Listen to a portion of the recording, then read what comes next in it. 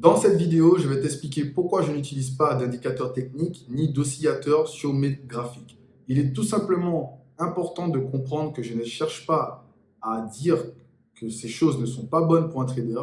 Je dis juste que moi, je ne les utilise pas car auparavant, peut-être comme toi, je les utilisais, sauf qu'aujourd'hui, je ne les utilise plus du tout. La majorité du temps, quand tu commences à faire du trading, on remarque quoi? Que beaucoup de personnes te donnent des stratégies, des techniques, des oscillateurs, des analyses, des indicateurs techniques qui te donnent des sortes de signaux perfectionnés pour justement prendre les trades au meilleur moment. Il y en a peut-être qui existent, mais dans mon cas, ces signaux ou encore ces outils ne m'ont pas permis d'obtenir de rentabilité. À partir de cet instant, quand j'ai compris cela, j'ai commencé à utiliser mon graphique blanc. Donc, comme disent les Anglais, du naked chart. Ça veut dire du graphique à nu. Tout simplement parce que l'indicateur technique me rajoutait des informations, l'oscillateur supplémentaire me rajoutait des informations, et à partir du moment où tu en as 1, 2, 3, 4, 5, 6, 7, 8, ça commence à faire beaucoup et tu ne t'y retrouves plus parce que tu as des signaux de partout qui te donnent des informations différentes à un moment donné sur le graphique. Et pourtant, le plus important sur le graphique, c'est les chandeliers. Il est possible que beaucoup de personnes vont regarder ça et se dire oui, mais lui, il raconte des trucs, etc., etc. Je peux te montrer des graphiques que j'utilisais avant pour pouvoir faire mes analyses techniques. Et ces graphiques, comparés à aujourd'hui, sont beaucoup moins prenants psychologiquement et même au niveau de la rétine, c'est beaucoup plus agréable de les regarder tel que je te le dis que comme je le faisais avant. Je n'ai absolument rien contre les traders qui utilisent ça. Il y en a qui sont extrêmement rentables en utilisant leur stratégie avec leurs indicateurs techniques et leurs oscillateurs. Mais moi, ce n'est pas le cas. Au-delà du fait que le graphique est beaucoup plus beau sans rien, il est aussi simpliste de constater que le graphique nous donne énormément d'informations sans avoir de superflu et de choses qui sont, à mon avis, beaucoup trop. Et par beaucoup trop, j'entends vraiment beaucoup trop. Entre les moyennes mobiles que tu ajoutes, donc 1, 2, 3, 4 moyennes mobiles, la 50, la 12, la 6, la 21, la MM200, plus derrière, tu rajoutes un RSI, un MACD, les bandes de Bollinger, peut-être même Ishimoku. Si tu enlèves tout, les moyennes mobiles, tu mets juste Ishimoku avec la lagging span, etc. Non, non, non. J'ai essayé.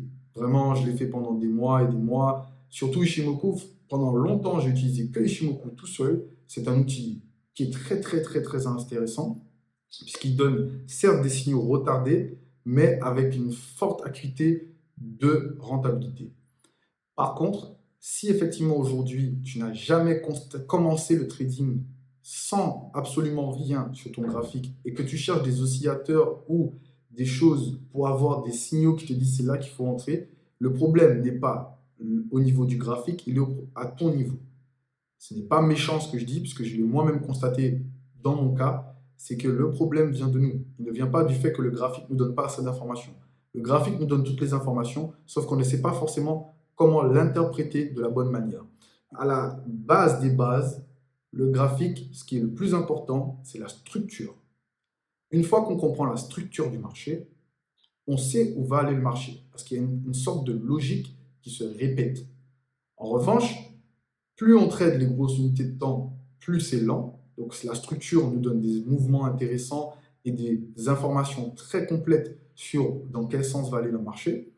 De l'autre côté, quand on descend en petite unité de temps, c'est beaucoup plus rapide. Il y a beaucoup plus de bruit de marché. Donc quand je dis bruit de marché, je prends beaucoup de pincettes. Je ne parle pas du bruit tel qu'on pense où c'est pas tradable en petite unité de temps. Je connais des mecs qui tradent en 1 minute et qui sont très bons là-dedans. C'est juste que chaque unité de temps a son usage. Chaque unité de temps a un élément important pour toi dans ta stratégie. Tant que tu n'auras pas compris cela, tant que tu n'auras pas assimilé cela, tu chercheras encore des oscillateurs, des indicateurs et des choses comme ça. Et c'est ce que j'ai fait. Pendant des mois et des mois et des mois, j'ai cherché l'indicateur magique, l'oscillateur magique, j'en ai même payé. Et oui, tu peux rigoler, il n'y a pas de souci. Mais voilà, pour être très honnête avec toi, j'ai même sorti des sous pour avoir un truc qui me dit comment avoir un signal à tel moment pour rentrer. Le jour où il y a quelque chose d'imprévu qui se passe dans le monde, ton oscillateur, il se retrouve en PLS. Je te donne un exemple. J'utilisais un indicateur et un oscillateur payant qui me donnait des alertes et des signaux sur les marchés pour pouvoir rentrer sur le marché. Un jour, il y a eu la crise, donc je vais l'appeler comme ça, la crise du pétrole. Tu sais, c'est la fois où le pétrole est descendu à zéro. À partir de cet instant-là, le pétrole a pris une tangente inarrêtable pour descendre à zéro. Pourtant, mon indicateur me donnait encore des signaux acheteurs au bout d'un certain temps. Le pétrole est passé en négatif. Et je continuais à avoir quand même des signaux me disant que l'indicateur était acheteur, qu'on avait une divergence. Oui, on a peut-être une divergence, mais l'indicateur ne te dit pas quand cette divergence va vraiment se déclencher, quand elle va vraiment être réelle sur le graphique. Elle peut durer 2 jours, comme elle peut durer 2 semaines, comme elle peut durer 2 mois et 2 ans. Il faut comprendre que je ne cherche pas à te faire de morale. Je ne cherche pas à te dire que c'est pas bien.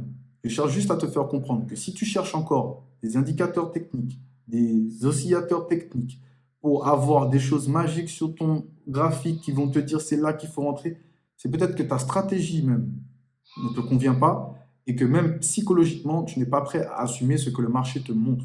Parce qu'il faut être prêt à encaisser de temps en temps, et même, je dirais même régulièrement, ce que le marché a à nous dire. Ça va au-delà du fait psychologique, puisque être trader est vraiment un métier complet. Ça va de l'environnement jusqu'à le bien-être. Si tu ne te sens pas bien, il se peut que quand tu arrives sur le marché, tu reflètes ton ressenti sur les graphiques. Donc, prends ça avec beaucoup de pincettes. Ne prends pas personnellement. Essaye de mettre tout ça en rétrospective.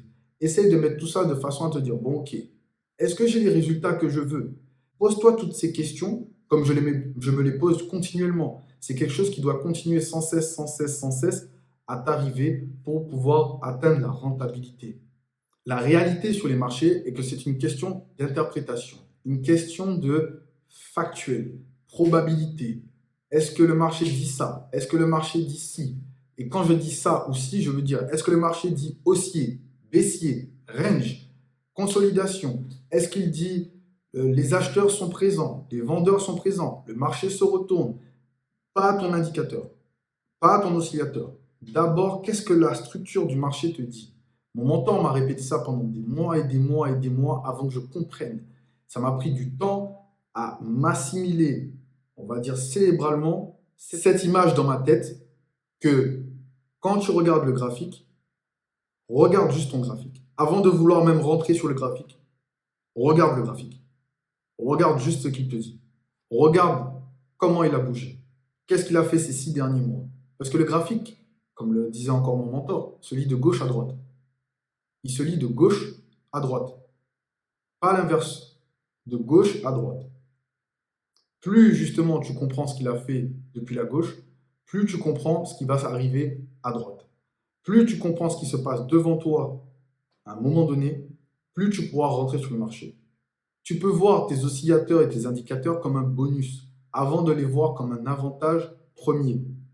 Donc mets-les en second plan, mets la structure en premier plan et mets-toi entre les deux pour que justement tu puisses être un observateur principal de la scène et que le reste, en fait, c'est tous les outils qu'il y a derrière, toutes les choses, etc. Si tu en as besoin, rajoute-les. Mais si tu comprends déjà ce qui se passe, essaye sans. Fais le test pour un mois, par exemple. D'accord? Je te lance le défi. Essaye de ne pas trader avec tes indicateurs et tes oscillateurs pendant un mois. Juste avec le graphique. C'est possible, hein? Ça existe. Il faut savoir une chose très importante, c'est que les sociétés d'investissement, les hedge funds, les traders en firme, tous ceux qui ont c'est leur métier dans des grosses boîtes, ils n'utilisent pas ça. Ils n'utilisent pas ça du tout. Certes, ils utilisent l'analyse fondamentale avec beaucoup d'éléments et de choses qui leur donnent beaucoup de recommandations, mais ils n'utilisent pas d'analyse avec des indicateurs techniques. Ils n'utilisent pas d'oscillateurs techniques du tout. Donc j'espère que pour ceux qui les utilisent régulièrement, ils comprendront que je n'ai rien contre le fait de les utiliser. Je donnais juste mon avis pour que toi aussi, tu puisses essayer, si tu crois que c'est ça qui va changer quelque chose dans ton trading, essaye de le faire sans. Essaye d'agir sans cette petite canne qui justement te fait penser que c'est ça qui te fait être rentable. Essaye une fois, essaye même si tu penses que c'est ça qui va te rendre rentable. En tout cas, si ça t'a plu, lâche-moi ton plus gros pouce bleu ou ton plus beau commentaire et n'hésite pas à t'abonner. C'est totalement gratuit. Je te dis à très bientôt, mais en attendant, voici un épisode que tu peux regarder dans lequel je vais te parler de choses très intéressantes sur le trading. Vas-y une fois et tu verras.